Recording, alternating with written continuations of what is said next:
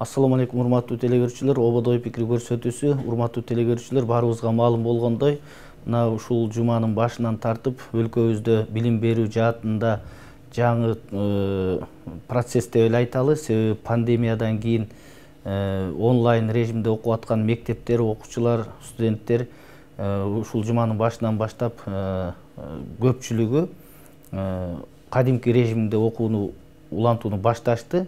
Мына ушул маселенин тегерегинде ушул пандемиянын тийгизген таасири ушул билим берүү жаатына жана азыркы процесстердин башталышы боюнча сөз кылуу үчүн биз студиябызга Кыргыз Республикасынын билим берүү жана илим министри Алмаз Бейшеналиев мырзаны чакырганбыз. Куш келипсиз, Алмаз мырза. Мына өзүңүзгө белгилүү болгондой, биз дайым сиз менен ушул жерде 1-2 жолу ушундай аңгеме дүкөн курдук элек, билим берүү системасы, андагы күнгөй тескейлер боюнча. Ошондо сиз көп эле сын пикирлерди айтып жүрдүңүз эле ушул билим берүү тармагына. Мына өзүңүз буйрук экен, ушул 3 айдан бери ушул министрликтин башына келип министр болуп иштеп атасыз. Сындаган менен иш кандай экен, өзүңүз айтсаңыз ушуну. Рахмат. Суроону капталдан койдуңуз окшойт. Туура айтасыз, баягы сырттан сындоо башка, бирок иштин ичинен жасоо бул башкача көрүнүш. Мурда сындап жүргөн көз караш баягы айла жоктон күйгөнүңөн сындайт экенсиң дегендей да. Ичине киргенде ошол өзүм сындап жаткан маселелерди кантип чечүү керек, дароо ошондон баштоону ойлодум да. Анткени баягы айтып коюп, сындап коюп, анан кайра өзүм ошол нерселерди аткарбасам, коомдун алдында да абийир деген маселе бар да. Андыктан баягы тармак өтө чоң экендигин мурда деле сезип билчүмүн. Анткени бул тармак мага жат тармак эмес. Мен өкмөттө 2017-18 жылдары билим берүү, маданият жана спорт бөлүмүн жетектеп иштеген, бөлүм башчы катары. Андыктан бул тармактын башкаруу тармагы менен жакындан тааныш болчумун. Сындалып жаткан көйгөйлөрдү чечүүнүн жолдорун ичинен дагы жакшыраак көрөт экенсиз. Баягы кайсыл процесс кай жерден такалып турат, же кимден өтпөй жатат, же чечүүнүн жолдору кандай экени мындай аныгыраак көрүнө баштады. Андыктан ошо өзүм сындаган маселелерди чечүү жолдорунан издөө менен ишмердүүлүгүмдү баштап 3 айдын ичинде ушул багытта иштерди алып барып, жана кошумча баягы өнүгүүнүн, өстүрүүнүн жолдорун карап жатабыз. Эми ошол көйгөйлөр бул тарапта айтпасак да коомчулукка белгилүү. Абдан оор көйгөйлүү маселелер көп билим берүү тармагында. Анын бири ушул мугалимдердин жетишсиздиги, ар кайсы предметтер боюнча мугалимдер жетишпейт. Бул мектеп жагын айтат болсок, университеттерде деле бул маселе жыргап кеткен эмес. Баягы окутуу жана материалдык техникалык базасы университеттердики таптакыр аксап, заманбап технологиядан алыс калып баратат. Ошол эле учурда окуу процесстери, методиканы жаңыртуу учурдун талабы, өзүңүз дагы ушул жерде айтып жүргөнсүз. Биз эскиче окутуу методикасынан арыла албай келип атабыз да. Жаңычага өтүш, албетте бүгүн баракты жаап бүттү, жаңыдан баштайбыз деп кетиш албетте бул мүмкүн эмес, бирок азырактан тездетип өтсө болот да. Ошол жагы кандай карап атасыздар? Сиз бул маселени менден да терең түшүнүп турасыз. Анткени өзүңүз дагы баягы мурда өкмөттүн курамында эң маанилүү министрликтердин бирине министр болуп иштегенсиз. Баягы баса белгиленчү нерсе, билим берүү министрлиги өзүнүн ишмердүүлүгүн бир эле өзүнүн баягы алкагында жүргүзбөй, жалпы өкмөттүн курамында башка мекемелер менен тыгыз байланышта, ошол эле финансылык жагы, ошол эле анын баягы өкмөт менен болгон башка мекемелер менен байланышы, ошолордун юридикалык жактары деп бардык баягы министрликтер менен дагы тыгыз байланыш бар. Бирок салыштырмалуу эң баягы коом менен сиңген тармак бул билим берүү тармагы. Анткени ар бир үй бүлө сөзсүз бир бала ал жерде окуйт, же бир үйдөн бирөө мугалим, же бирөө сабакка барат дегендей туурабы. Анткени ошо өлкөнүн баягы тагдыры жалпы ушул билим берүү министрлиги менен абдан тыгыз байланышта да. Анан сиз айткандай, дүйнөдөгү жаңыланууларды алып келүү боюнча бул абдан узун процесс. Бүгүнкү күнү дүйнөдө болуп жаткан жакшы бир жаңылыкты өлкөгө алып келип киргизейин десеңиз эле буга 3-4 жыл убакыт керек болот экен. Эң жөнөкөй мисалы Сингапурда жакшы бир математика китеби чыкты деп мына бүгүн угуп атабыз, колдонула баштаган менчик мектептер колдоно башташты. Ошол китепти алып келип мисалы биз өзүбүздүн билим берүүнү колдонуу жолун карап көрөлү десек, мисалы алып келсек, аны которуп, баягы редакциялап антип чыккан 1 жыл убакыт кетет экен. Аны апробацияга, экспертизага берсек, бул да 1 жыл процесс убакыт алат. Анан 3-чү жылы билим берүүгө аны кошолот экенбиз. Аны кошконго чейин дүйнөдө дагы бир жаңылык чыгып кетет. Ошентип кууп жетишти абдан кыйын экен да. Сиз айткандай башынан баштай берип, аз да болсо жылыштар жаза берсек, бирок результат жыйынтык болчудай. Эң жөнөкөй мисалы, бая айтат го бир ойчулдун сөзү, силер жашап балдарды өзүңөр жашап жаткан доорго карап эмес, алар эртеңки күнү жашай турган мезгилге карата тарбия бергиле, билим бергиле. Анткени 10 жылдан кийин, 20 жылдан кийин кандай билим, кандай жөндөмдөр, кандай кесиптер актуалдуу болот, ошого карап окутуш керек дегендей. Биз да ошол негизде азыр стандарттарыбызды жаңылоонун үстүндө турабыз. Бул жылдын сентябрь айына чейин Кыргыз билим берүү академиясы тарабынан билим берүүнүн баягы мектептердин стандарттары, ошого байланыштуу предметтик баягы стандарттар жана программалар жазылып чыгат. 9 айдын ичинде буюрса. Ошол жерге дүйнө жүзүндө бүгүн талап болуп жаткан жана тренд болуп жаткан элементтерди активдүү кошуунун үстүнөн иштеп жатабыз. Эң жөнөкөй мисалы STEAM деп коебуз. Science, Technology, Engineering, Arts and Mathematics деп баягы табигый илимдер, технология, инженерия, искусство жана математика тармагында басым жасалган бир программаны даярдоо үчүн иш жүргүзүп жатабыз.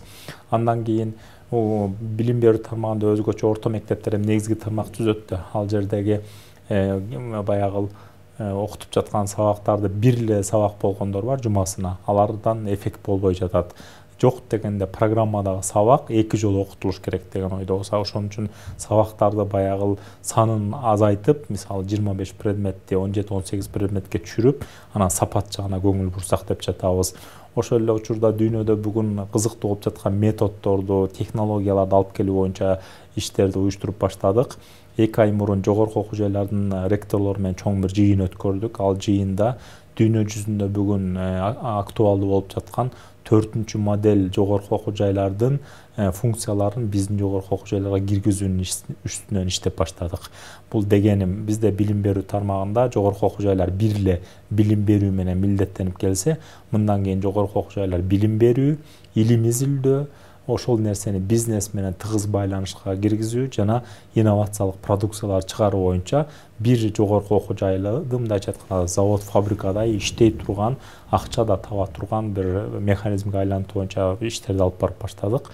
Алгач эле жумушта ошол башынан баштай берели деп эдикпи, биз өзүбүздүн мыйзамдык укуктук талабыбызды тактап алалы дедик. Бул багытта Кыргызстанда Ош мамлекеттик университетинин базасында республика боюнча 36 эксперттен турган чоң бир топ түздүк. Ал жерде жалпысынан негизи юридикалык билими бар адистер киришти. Билим берүү тармагында бүгүнкү күнгө чейин чыккан жалпы конституциядан баштап мыйзамдар, андан кийин кодекстерде, мыйзамдарда, токтомдордо, буйруктардын баарын чогултуп инвентаризация жүргүзүп атабыз. Кайсыларын жокко чыгаруу керек, кандай мыйзамдарды жаңы киргизүү керек жана кайсыларын оңдоп түзөө керек деген сыяктуу баягы ишти фундаменттен баштадык. Анан буюрса ошол дүйнөдө болуп жаткан жаңылыктарды киргизүү үчүн мыйзамдык талааны даярдап жатабыз. Эми бул мына эл аралап жүрөбүз, мына парламенттик шайлоодо, андан кийин деле ушул шайлоочулар менен жолугуп жүргөндө, мугалимдер менен кезиккенде, мугалимдер негизги көйгөйдүн бири катары ушу мугалимдердин түйшүгүн жеңилдетүү маселесин айтып атышат да. Маселен 6 саат сабак окутуп, андан кийин дагы 6 саат дептер текшерип, күндөлүк карап, ушу менен мугалим 12 саат мындайча айтканда убактысы ушул билим берүүгө кетет экен да. Өзүнүн ден соолугуна, үй бүлөсүнө 12 саат калбайт экен да. Укташ да керек дегендей. Ушул көйгөйдү аябай көп айтышат да мугалимдер. Бизде түйшүк аябай көбөйүп кетти. Ушуну кантип жеңилдетсе болот? Министрлик ошол жагын мугалимдин, мектеп мугалиминин түйшүгүн жеңилдетүү боюнча эмне бир жаңылык киргизесиңер? Чоң рахмат. Сиз айткандай, мугалим сабакка даярдангандан баштап, кайра аны жыйынтыктап, анын баягы баалоосун жүргүзүп, кайра аны документацияга түшүрүү менен дээрлик убактысын көбү ошого кетип калат. Анан мугалим мектептен сырткаркы жумуштарына документациялары, жүктөмдөрү кирип калганда ошол эле коомго түшүндүрүү иштерин жүргүзүү, ошо айыл өкмөттөрүндө кээ бир баягы түшүндүрүү иштерин дагы мугалимдерге жүктөлүп калганда ушулардын баарын чечүү жана жоюу боюнча биз киргенде эле ошо сындап жүргөн маселелердин бири ушул болчу да, абдан билим берүү тармагында консервативдик мамиле бар деп.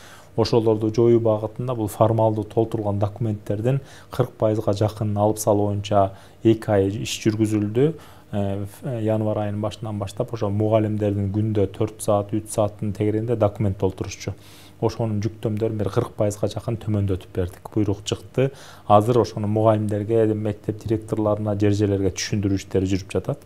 Андан сырткары ошо мугалимдердин негизи эң чоң көйгөйү баягы статус маселеси. Статусту көтөрүүнүн эң жогорку баягы максаты бул ишке ашуунун жолу бул айлык маселесинен келип чыгат да. 2009 жылдан баштап мугалимдердин категориялары алынып салынган, кошумча стимулдаштыруу үчүн берилген кошумча айлык маяна. Анан ал билесиздер, медиктерде бар, мисалы жогорку 1 жана 2 категорияда айына 2,5 миң сомдон 1,5 миң сомго чейин кошумча үстөк алышат. Ошол экени жогорку кеңеш менен сүйлөшүп атып, ушу акыркы 3 айдын ичинде кайра киргизип алдык буюрса. 2021 жылдын баягы күздөгү окуу жылынан баштап мугалимдерибиз Кудай буюрса кошумча стимулдаштырылган категорияларын алып башташат. Бул баягы мугалимдерге көрүлгөн камкордук боюнча. Анан дагы айлыктарды көтөрүү маселеси боюнча буюрса өкмөттөр бекип, баягы өлкөдө туруктап алып болуп, буюрса президент ишке киришкенден баштап Кудай буюрса айлык маселелер жөнүндө маселелерди көтөрүп баштайбыз. Анан мугалимдердин классификациялык чеберчиликтерин көтөрүү, жөндөмдөрүн өстүрүү боюнча активдүү онлайн убакытта пандемияга карабастан бир топ жакшы жаңылыктар болду. Буюрса бул багытта да мугалимдерге жаңыча бир камкордук көргөзө турган иш-чаралар болот. Мугалимдердин негизги жүктөмдөрүн азайтуу үчүн азыр электрондоштуруу абдан санариптештирүү актуалдуу болуп турат. Андыктан азыр SEO деп бизде жалпы электрондук документтерди жүгүртүү жалпы республикалык деңгээлде ишке ашкана турат. Ошонун астында буюрса биз дагы өзүбүздүн болгон документациябызды мугалимдер формалдуу толтурган документтерди буюрса санариптештирип алсак, жаңы перспективада мугалимдер баягы электрондук негизде оңой гана бул процесс жүргүзүп башташат дагы. Көбүрөөк убактысын баягы чыгармачыл изденүүгө, балдардын билимине, тарбиясына жумшаганга мүмкүнчүлүк болот буюрса. Эми ушул мектептерде болобу, университеттерде болобу, жогорку окуу жайларында болобу, мектептерде болобу мугалимдердин билим деңгээли өтө начар болуп атат да, көпчүлүгүнүкү. Албетте эски мугалимдер бар, абдан мындай дасыккан, өзүнүн ушул мугалимдик кесибине берилген, улам андайлар азайып, тескерисинче баягы орто зар окугандардын баардыгы мугалим болуп алышты да. Ошол эле жогорку окуу жайында да, мектептерде дагы. Мындайча айтканда, билимсиз мугалимдер билимдүү окуучуларды кантип чыгарат? Ушул жагы кандай болот? Мына өзүңүз жана да айттым, биздин аңгемелешүүгө чейин ошол социалдык түйүндөрдө бир жаш мугалим орус тилинде өтүп атат, толгон токой каталар менен. Ошолдой учурлар бул бирөө да, эми андайлар миңдеп саналат да. Ошол жагы мугалимдердин өздөрүнүн билим деңгээлинин сапатына көңүл буруу, албетте статус деген керек, бирок ошолдой мугалимдерге дагы статус керек болобу дегендей да. Рахмат. Бул да өтө орчундуу маселе, көйгөй болуп турат. Азыр региондорду кыдырып чыктым. Баягы келгенден баштап жалпы региондорго барып келдим. Барганда сөзсүз түрдө жогорку окуу жайларга да кирип атам, мектептерге да кирип атам, кесипчилик лицейлерге, бала бакчаларга дегендей. Анан жогорку окуу жайлардын коллективи менен жолуксам, мектептен бүтүрүп келген балдардын деңгээли абдан төмөн. Мектептерде билим берүүнү караңыздар деп ал тарап баягы сунушун берип атат, талаптарын коюп. Ал эми мектептер менен, мектеп директорлору менен, районодо гаранолор менен жолукканымда алар университеттен бүтүрүп келген мугалимдердин сапатынын абдан төмөн болуп жаткандыгын коюп жатат. Мындайча айтканда, ортоңку билим берүү менен жогорку билим берүүнүн ортосунда чоң бир ажырым пайда болуптур.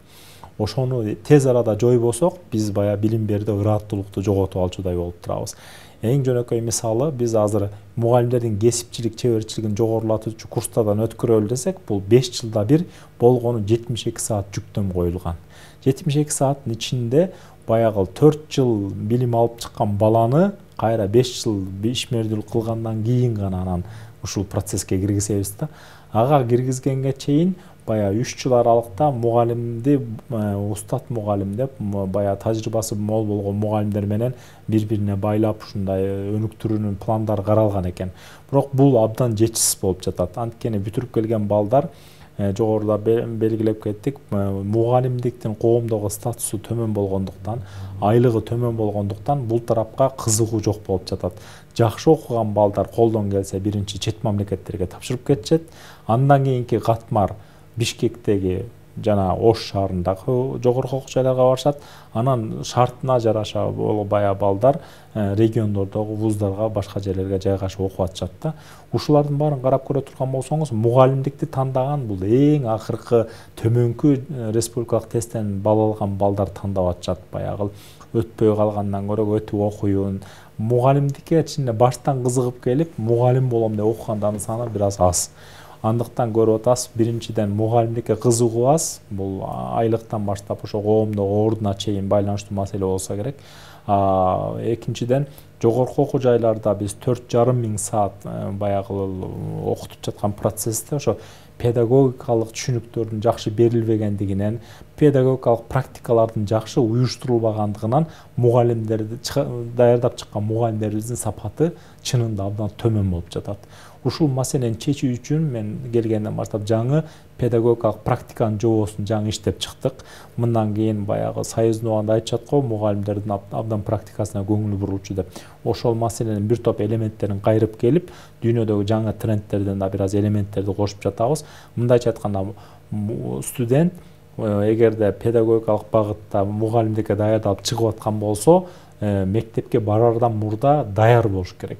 Ошол эле учурда биз мындай деп жаңы бир өзгөртүү киргизгене турабыз. Мугалимдик кесипте даярдалган студенттер бүтүрүү учурунда мамлекеттик экзаменди берүүнүн ордуна же аны менен биргеликте сертификациялоо жүргүзөлү деп атабыз. Анын өткөргөн педагогикалык практикалары, анын өтө турган ачык сабактары, анын баягы жөндөмдүүлүгүнүн калыптанышын текшерүү боюнча орто мектептер кайра жогорку окуу жайлардын комиссиясына кирсин деп атабыз. Көрүп атасызбы?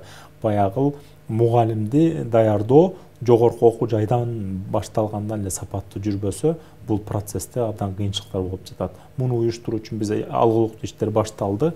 Февраль айынын 11-12-синде буюрса педагогикалык багытта билим берген жогорку окуу жайлар менен бирдиктүү программаны кабыл алабыз буюрса.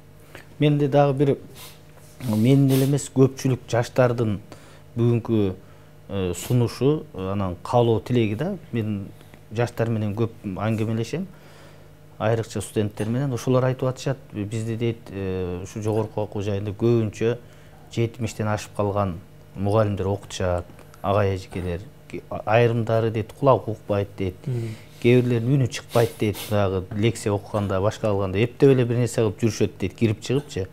Анан биз кантип билим алабыз дейт. Эми ал мен карыларды аябай сыйлайм, бирок баардык нерсенин чеги болуш керек го деп ойлойм да. Ушул жагынан анан көбү эскиче дейт, эскиче таптакыр союздун түшүнүгүндө сабак өтүшөт.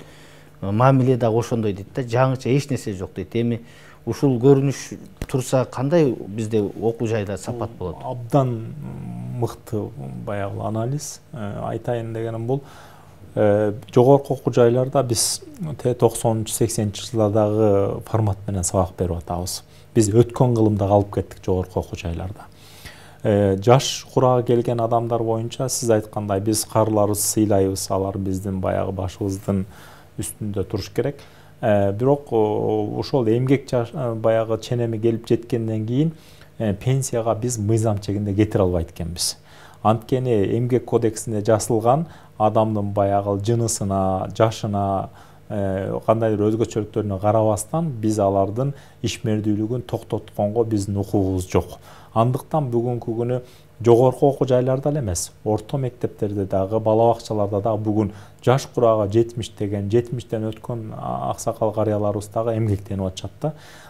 Кетирүү жөнүндө бир сөз көтөргөндө булар абдан туура эмес кабыл алып, арыз жазып, соттон утуп келип кайра отуруп алып атышат. Ошол эле районолорубуз, гаранолорубуз да ушунун ичинде айтсак болот. Азыр атын атабай эле коеюн, өткөн жумада 2 интернаттын директорун жумуштан алуу тууралуу кадамга бардым эле. Бирөөнүн жашы 71 жашта, бирөөнүн жашы 68 жашта. Экөө тең кабинетиме келип, биздин эмгегибизди сыйлабайсыңар, жаштар ушундай түшүнбөйсүңөр, биз ушунча эмгекти сиңирип койсок, бизди ушинтип кетирип саласыңар дейт. Эми 71 жаштагы кишинин баягы интернатты момча жыл ээлеп тургандыгы деле рахмат. Жазаган эмгегин мен бир министр катары, бир мугалим катары, бир жаш катары сыйлайм. Бирок келип кадимкидей бая кабинетиме чыр салганга чейин барып атышат да. Тоң районуна кыдырып жүрөм, мына абдан иронияда эми жашообузчу биздин Кыргызстанда.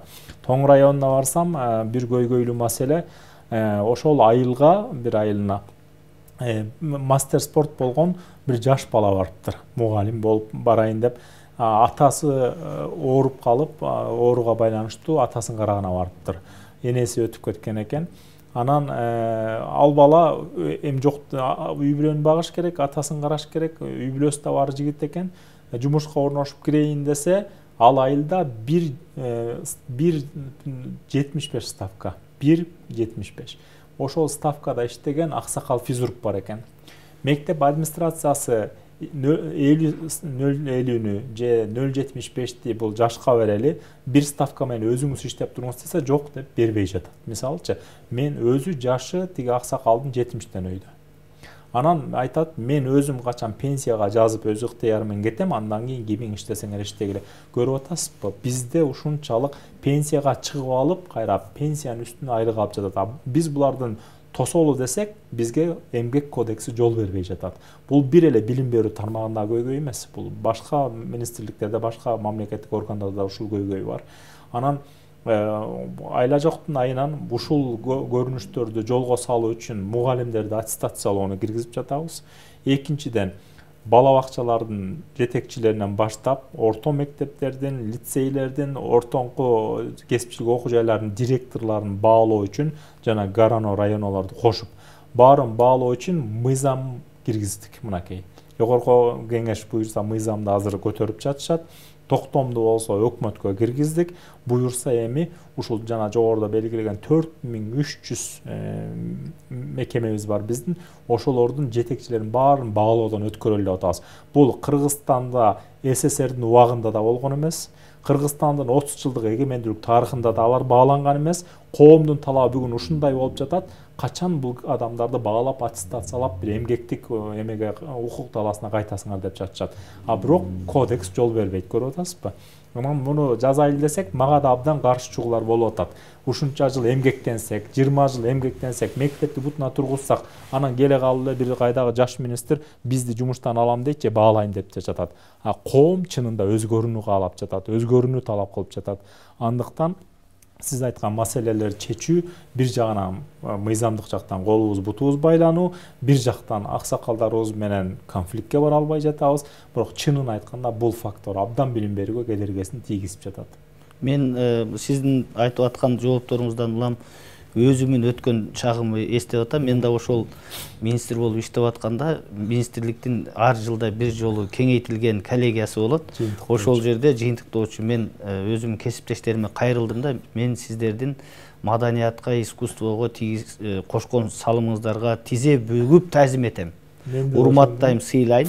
Бирок ушул жашы 65 жаштан өтүп калган агай эжекелерибиз силерге ушу бир ай мөөнөт өз арызыңыздар менен ушул ордуңарды бошотуп берсеңиздер, өз каалооңуздар менен. Себеби силер туура түшүнгүлө, силер эс алышыңар керек, ден соолугуңарды карагыла, калган өмүрүңөрдү татыктуу, бактылуу, карылыктуу сүргүлө.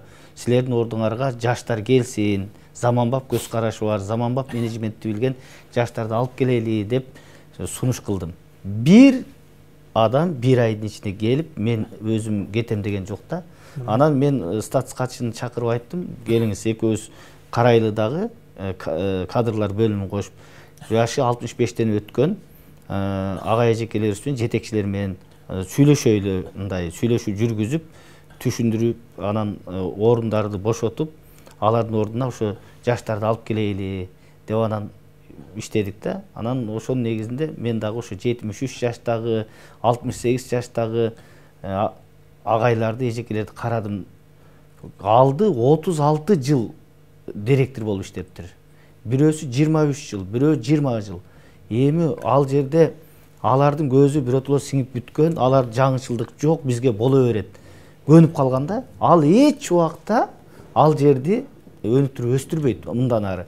Ошол учурда дагы бир кызыгы, эртең менен 9-ду издесеңиз жок, 9:30-да жок. Саат 11-лерде келет, 5-6-да кетип калат. Себеби ошол жашына байланыштуу кан басымы жогорулап кетет, шекери көтөрүлүп кетет.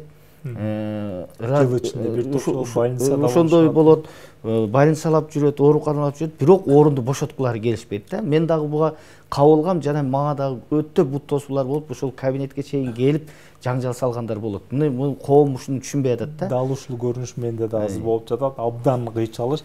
Бирок бир жакшы жери азыр баалоону киргизип жатканыбызды, биздин чечкиндүү кадамыбызды сезе башташты. Жакшы жери бүгүн кичимекени менен телефон чалат районосу. Алмазбек Шеналиевич, биз ат башыдан бир топ директорлор, заведующийлер келип кайрылышты. Биз эми жашыбыз жылып калды, өз каалообуз менен аттестацияга кирбей эле бизди узатып койгула деп атышат деди. Бул мындайча айтканда баягы табигый процесс башталды. Жакшы жашаган. Бирок муну мыйзамдуу түрдө да кылып бекитип, баягы тарыхта, билим берүүнүн тарыхында бир 5 жылда бир жок дегенде билим берүү тармагынын жетекчилери бааланып турат дегенди киргизип чечкиндүү кадам кылып коелу деп жатам. Эми биз баягы көрсөтүүбүздүн негизги темасына да өтсөк да, ушул мына бизде дээрлик 1 жылга жакындап калды. Онлайн окутуу жүрүп атат. Биз мурда кийин буну көргөн эмеспиз. Эми батышта, өнүккөн өлкөлөрдө онлайн режими, пандемиясы жок эле ал жакта болуп жүргөн да. А бизде эми болуп атпайбы? Ушунда бизде чынында даярдык болбогон үчүн, мурда кийин практика болбогон үчүн билим берүүнүн сапатын кескин түшүрүп салды да. Ушул жагдайды силер кандай баалап атасыңар? Анан биз качан толук кандуу кайдимки режимге өтүп окуйбуз? Рахмат. Учурдагы бул актуалдуу тема, бул пандемия бир Кыргызстандын, бир Кыргыздын эмес, жалпы дүйнөнүн башына келип отурат. Анан былтыркы жылдын март айынан баштап жалпы билим берүү тармагы онлайн форматта окутууга өткөн. Бирок менден мурунку министрликти жана жалпы мугалимдерге ыраазычылык билдирем. Анткени офлайн форматтан онлайн форматка өтүүнү биздин Кыргыз Республикасынын билим берүү тармагы абдан ыкчам жана жакшы иреттүү уюштуруп кетти. Биздин эле ушул региондогу кошуна мамлекеттер онлайн окутууну уюштура албай койгон учурлар абдан көп болду. Андыктан менден мурункуларга баягы рахмат. Ал эми бирок сапат жагына келгенде бетме-бет сабак бергенге, ошо кайтарым байланышты түзүүгө, мугалим менен окуучунун байланышына бул жетпейт эч качан. Онлайн окутуу Кыргызстан үчүн азыр арга жоктун иши болуп атат, бирок дүйнөлүк практикада онлайн окутуу баары өнүгөт. Биздин билим берүү тармагы дагы эртең онлайн окутуу бир элемент катары кээ бир жерлеринде баары калат. Антпесек бүгүнкү күнү дүйнөдөгү эң кымбат нерсе бүгүн убакыт болуп турат. Мына жыйналыштарды мурда өзүңүз жакшы билесиз, бир районолор менен жыйналыш өтөйүн десеңиз, баарын жыйначусуз, ошондо лейлектен баштап бул башындагы баягы 7-9-кө чейин келгендин баары баягы канча күн канча түн деп баягы жол жүрүп иш болчу да. Азыр мына биз жыйналыш өтөлү десек, онлайн форматта bunun da жакшы жактарын көрүп атабыз да. Ошого билим берүүдөгү сапаттын кескин төмөндөшү, ошо кайтарым байланышынын төмөндүгү, ошол эле учурда мазмунду дароо биз санариптештирүүгө да жетише алган жокпуз да. Анан мугалимдер үчүн да бул абдан жаңы болду. Мугалимдерибиздин көпчүлүгү даяр эмес болчу. Ошол эле мугалимдер ошо WhatsApp'ты, Zoom'ду, Google Disk'те жанагы программаларды колдонгонду жакшы өздөштүрө албагандыктан, баягы окуучуларга сабакты жеткирүү да абдан түйшүк болду. Мунун ички жана тышкы факторлору бар. Ички фактор бул билим берүүнүн даяр эместиги.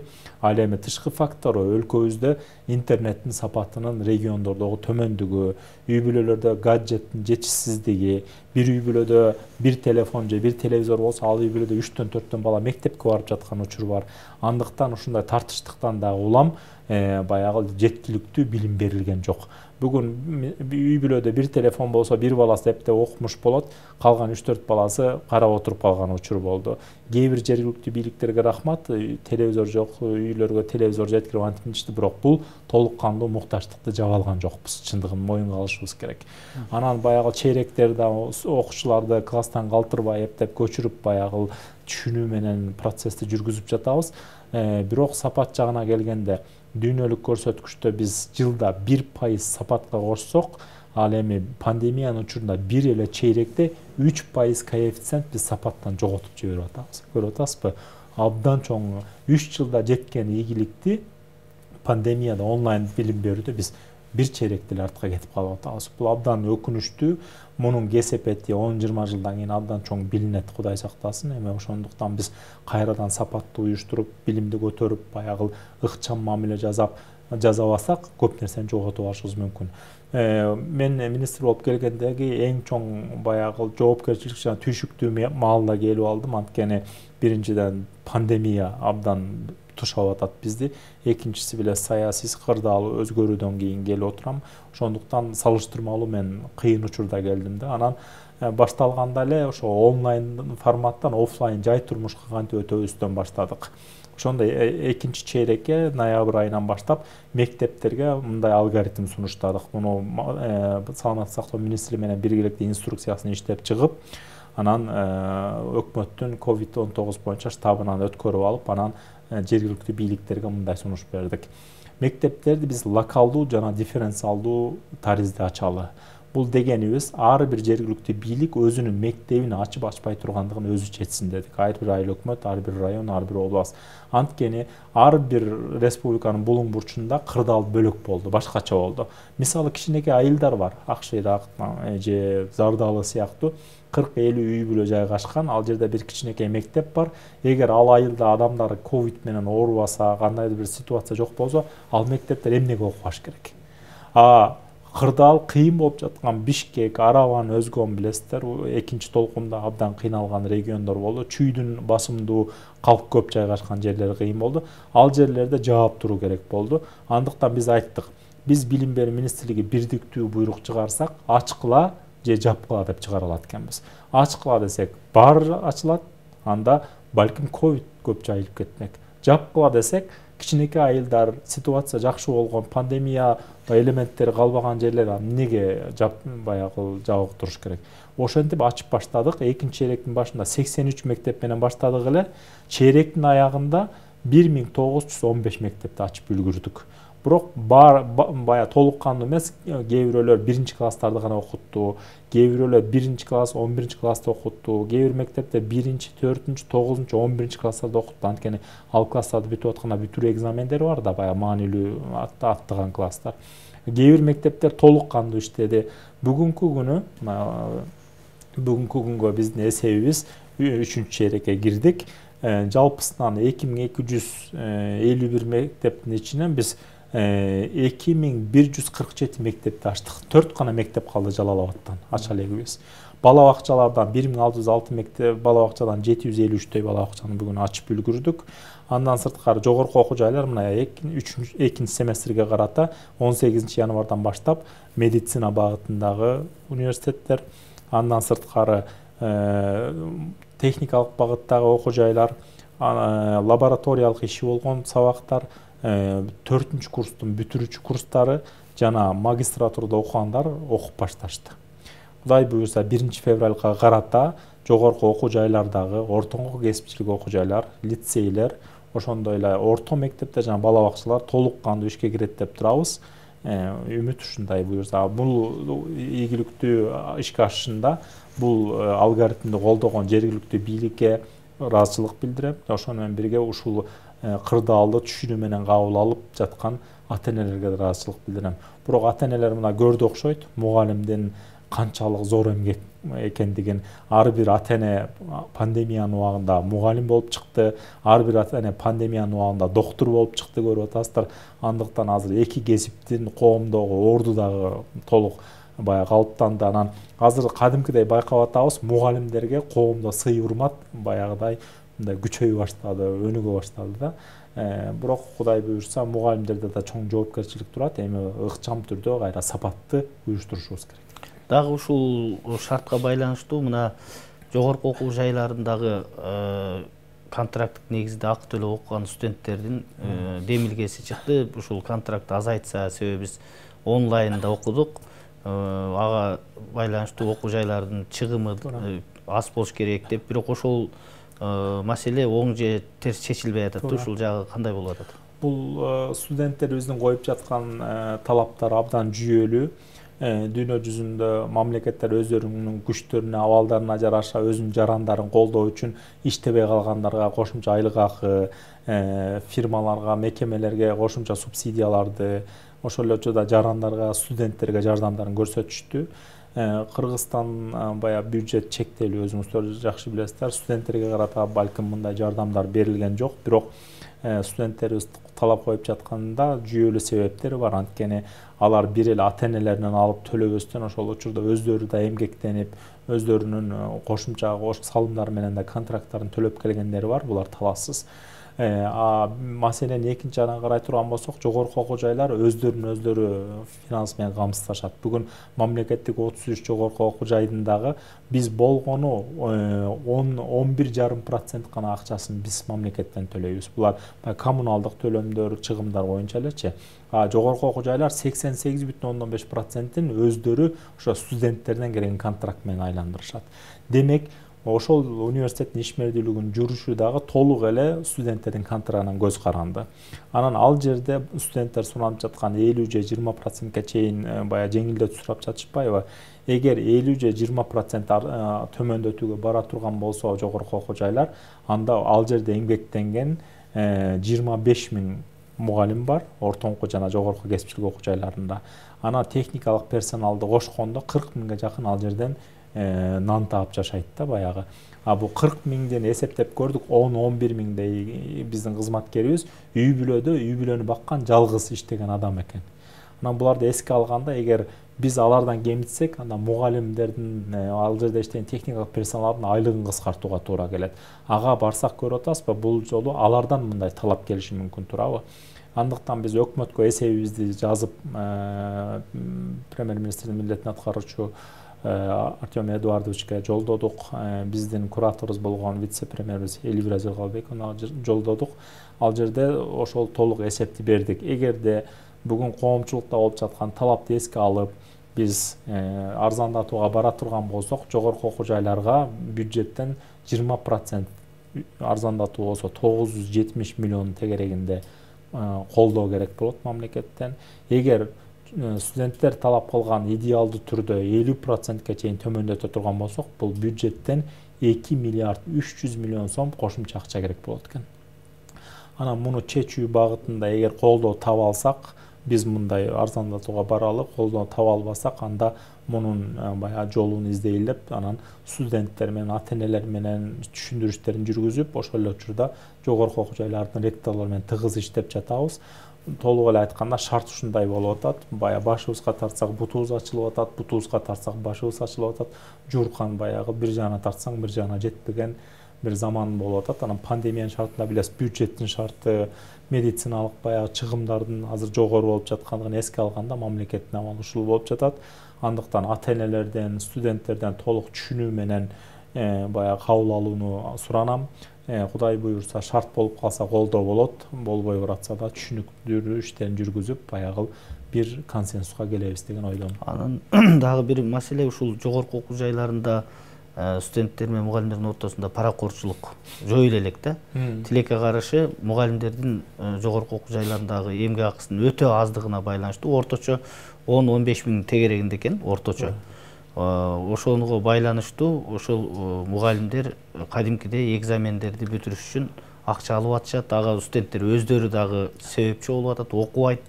Анан келип туруп акча менен бүтүргүзү келишет. Ушул маселе качан таптакыр жоюлбаса дагы бир минимумга түшөт. Биз ал эмес мамлекеттен берилген 5975 бюджеттик грант орундарыбыз бар да. Ошол экилердин дагы мындай иштөө жана жүгүртүүлөрүн өзгөртүү жөнүндө мына иш чараны баштадык. Бүгүн ушул боюнча жыйналыш өткөрдүк. Biz murda bюджеттик орунга өткөн баланы 4 жыл контролдойбуз. Бир жолу эпте бюджет келинсе 4 курс бою тең эле ошол эме бюджетте окуй берчү да. Биз атайын айтып атабыз. Жакшы окуган студент ошону акчаны кууп жүрүп алсын. Мындайча айтканда студенттердин арасында өз ара атаандашы болсун. Эгерде биз ошол бөлүп берген багытта ошол кесипте биринчи жылы алган бала баалары салыштырмалуу группада төмөн болуп кетсе, анда эң жакшы окуган балага ал оодарылып берилсин деп жанагы акчаны жыл сайын жүгүргүдөй системага алып кирип атабыз. Анан ушуга окшогон маселелер баягы коррупциянын элементтерин азайтуу үчүн да бир өбөлгө түзөт деген ойдобуз. Анан экинчиден сиз айткандай айлык маселелерин көтөрүү боюнча дагы буюрса, пандемия шарттары азайгандан кийин биз дагы алгылыктуу сунуштарды беребиз өкмөткө. Бирок аны күтүп отурбастан жаңы бир мыйзам долбоорунун үстүнөн иштеп атабыз.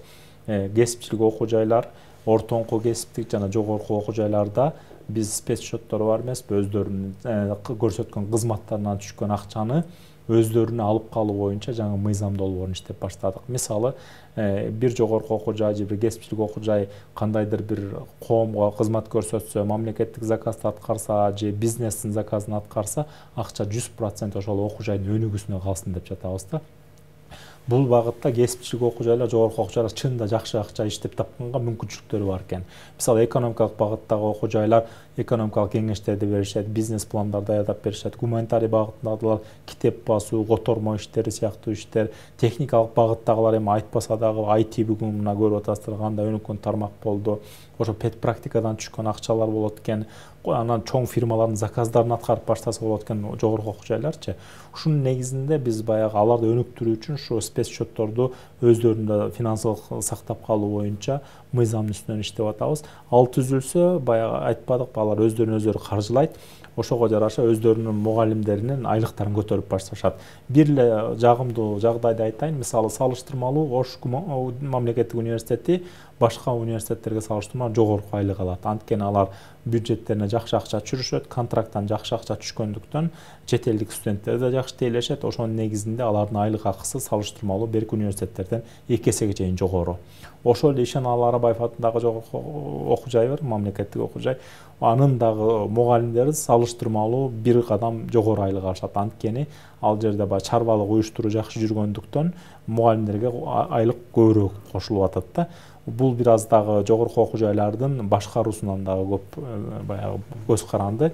Биз болсо мамлекеттик деңгээлде барына шарт түзүүчү мыйзамдарды иштеп чыгып беребиз. Анан буюрса ошонун негизинде жакшы менеджерлик кылган жетекчилер өзүнүн коллективин айлыгын көтөрөт деген ойдобуз. Кыскасы, бул паракорчулукту жоюш үчүн мугалимдин айлыгы көп болуш керек. Мугалим көп жетишерлик айлык алмай сайын баары бир паракорчулук болот. Ушул нерсе токтобойт деген ойдомун. Бирок баягы муну моралдык жагы, анан жана окуучулардын, студенттердин өздөрүнүн сабакка болгон кызыгуусу, башка жакта иштеп жүрүп зачетун алып коеюн деген көз караштарды жоюу боюнча биз бирдиктүү иштерди сөз жүргүзөбүз. Жогорку окуу жайларга контролду күчөтүү боюнча, ошол эле экзамендерин тапшырыш бардык багыттарда биз министрликтен алгылыктуу сезиле турган бир канча уже рычагдарды, системаларды иштеп баштадык. Жакында буюрса эффекттерин көрүп баштайсыздар.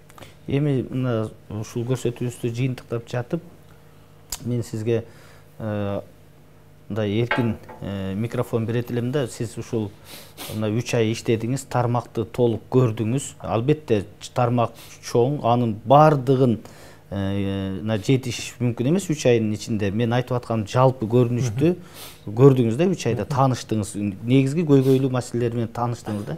Эми ушул тармактын маселелерин мындай орто жана кыска мөөнөттө жакшыртуу үчүн канча убакыт керек? Абдан баягы не деп коет, өзүмдү да түйшөлтүп жаткан суроо да бул. Эгерде 1 жылдык мөөнөттүн ичинде эмнелерди аткара аласың, дараметиң жетет, өзүң жана өзүң багыттаган команда менен жана азыркы министрликтин дарамети менен дей турган болсоңуз, 1 жылдын ичинде биз административдик, структуралык гана өзгөрүүлөр жасаганга жетишебиз. Бул жана жогоруда белгиледим, абдан чоң тармак. Эгерде 2 жылдык мөөнөт болсо, анда административдик структуралык өзгөрүүлөр менен биргеликте финансылык жана нормативдик өзгөрүүлөрдү, бул мыйзамдык жана финансылык, мисалы жана подушевое финансирование деп ушул сыяктуу маселелердин баарын чечип ордуна койгонго буюрса бир 2 жылдык мөөнөт керек болот. Эгер 3 жылдык мөөнөт болсо, бүгүндөн баштасак, Кудай буйруса, мазмунда өзгөрүүлөр болот. Анда билим берүүнүн мазмунун жакшыртууга мүмкүнчүлүк түзүлөт да. Анткени бүгүн мазмунду жазаш үчүн ошол окуу стандартыбыз, предметтик стандарттарыбыз, базистик баягы программа баарысын даярдоодо китептердин мазмунун өзгөртүү, мугалимдердин сапатын кароо, бүгүн бүтүрүп жаткан мугалимдик кесипти ала тургандардын кайра квалификациясын кароо маселе баарын эске алганда, башка тармактардан айырмалуу билим берүү министрлигинин бул мазмун менен иштеген министрлик да. Мисалы, жана сиз жогоруда экөөбүз да сүйлөштүк эле, мисалы айыл чарба тармагында жазында эгесиң, күзүндө карайсың, жыйынтыгыңды көрөсүң. Бир адам ооруйт, дарылайсың, айыгат же айыкпайт, результатты билесиң, бая туурабы? Баардык тармактын результаты көрүнөт. Ал эми сиз жогоруда жакшы айттыңыз, маданият менен бул билим берүүнүн баш аягы жок. Эми эффектиси балким 20 жыл, балким 40 жыл, балким 100 жылдан кийин сезебиз биз муну. Андыктан бул узун процесс. Мазмун оңолмоюнча билим берүү оңолбойт.